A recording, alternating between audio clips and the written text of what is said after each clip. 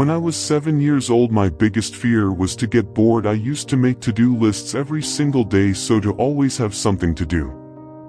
But one day I was watching this documentary on sea turtles. And it said that sea turtles can live up to 150 years of age. And I realized as a 7-year-old kid, and I'm probably not gonna live that long, I'm gonna die. It was such a strange realization. Don't you feel weird sometimes when you realize that no matter what you do in life, still gonna die in the end? So I ran to my mother and asked her, Mom, is it true that we're all gonna die someday? You, me, Dad, my friends? And she said, yes, we're all gonna die. There's nothing you can do about that. And I was terrified. I started to cry. I cried so hard because of what death meant. It literally means the end of existence, the end of everything. And I wondered, what's the point of all this? So I turned to my mom, still crying, and said, so why do we work? Why do I have to work? What does Dad have to work so much if he and everybody else are gonna die? Anyway, she never answered my question, but that question stuck with me. Ask myself a lot of questions, and I'm sure you do too. That's what philosophy is all about, asking questions. And what could be more important than asking questions about how to use your time? Probably nothing, because time is all we have so naturally. You would expect the whole time management movement to be very philosophical. After all, time management is a concept that started out in philosophy. The ancient philosophers were obsessed with this one very important question. How can we use our time in a way that makes our lives meaningful? But modern time management is philosophically empty. Time management books are written by consultants, not philosophers. It's always about tips and tricks and techniques to get more things done, to do things faster, to be more productive, more efficient, and to work better. Time management has become philosophically empty. Time management has moved away from his philosophical roots, but if we really want to live a meaningful life, we have to once again reinforce, and philosophy starts with questions.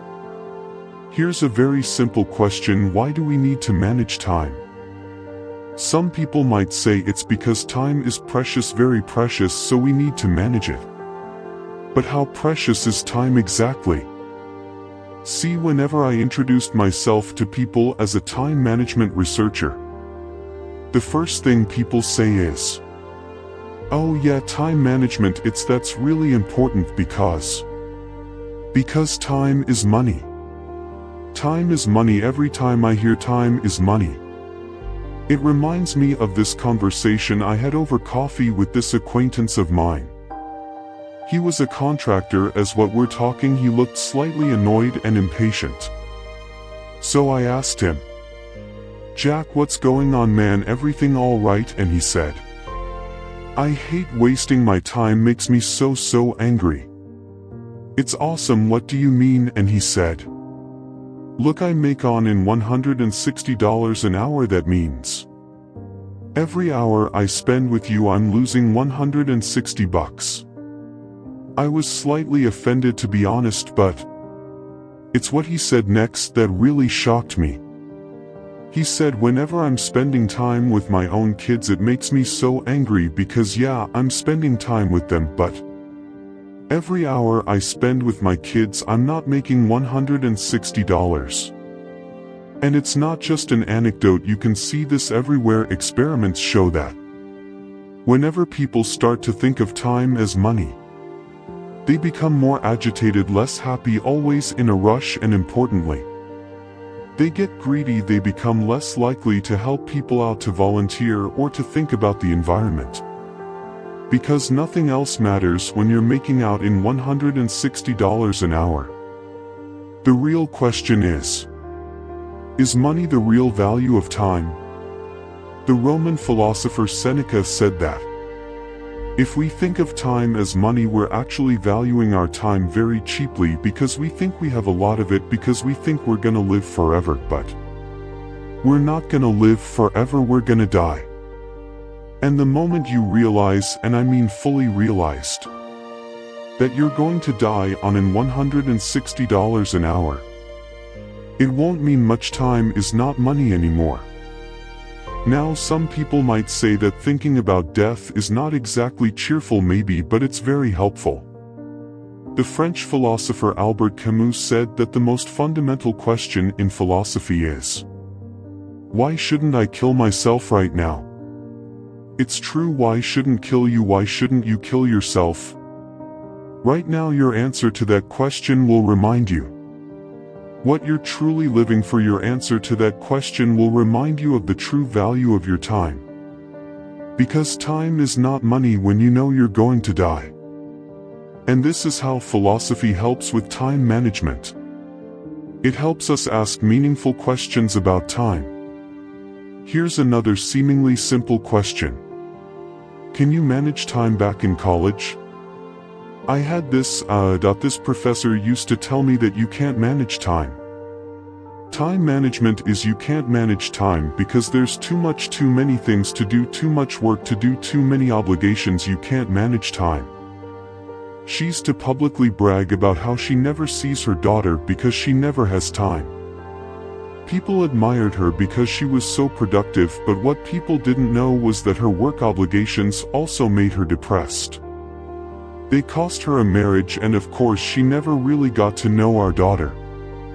But what truly pains me is that things could have been otherwise. She could have been all out, she could have been alive today and see her daughter grew up, but she didn't believe that time could be managed.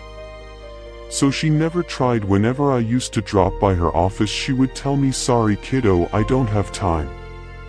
But that was a lie. I don't have time is the biggest lie in the history of mankind. You know who really didn't have time? Your great-grandparents. Those guys had no time at all. They had to work 12 hours a day every single day. It's not just work. Everything back then was more time-consuming. People didn't have washing machines, so they'd have to wash everything by hand. They didn't have frozen meals, so that to cook everything from scratch and all those things took hours to do back in the days. That's why a great-grandparents really didn't have time. But here's the incredible thing, our great-grandparents did not complain about not having time. We do. It's a paradox. We have more time than they did, and yet we still complain that we don't have time. Why? Because we have more options, more freedom to choose our time options as we please. Look at how we live today. We can shop on Amazon 24/7 any day of the year. Women can delay pregnancy by freezing their eggs. More and more companies offer flexible work schedules. We can watch our favorite shows anytime I want on Netflix. So not only do we have more time, but we also have a lot more flexibility, a lot more freedom to use our time as we please, and we still say that we don't have time. Why? The philosopher Jean-Paul Sartre has said that we have this tendency to trick ourselves into thinking we're not free. Because being free to use your time as you please means that you have to make a choice and live with the consequences of that choice. That means whatever you do with your time, it's on you, and that's the scary part. It's scary because what if we made the wrong choices? What if we're missing out? It's this constant fear of missing out. Would your life have been better had you spent more time with your kids, or more time studying, or more time partying? Maybe we don't want to know. That's why we say we don't have time. It gives us an excuse. It's reassuring, but in reality we do have time, and time can be managed. It's just that we don't have a lot of it, so they have to be sacrifices. We can't have it all when it comes to time. We can either make sacrifices or make excuses. But only one of them will allow you to live meaningfully. We live in an era of unprecedented flexibility where we actually afford to work less and do more meaningful things with our time. So why don't we? And by we I really mean us, you, me, and everybody else in the city. Because time management is not just about you, it's about all of us. It's about all of us as a society. The way you manage your time has huge consequences for our world.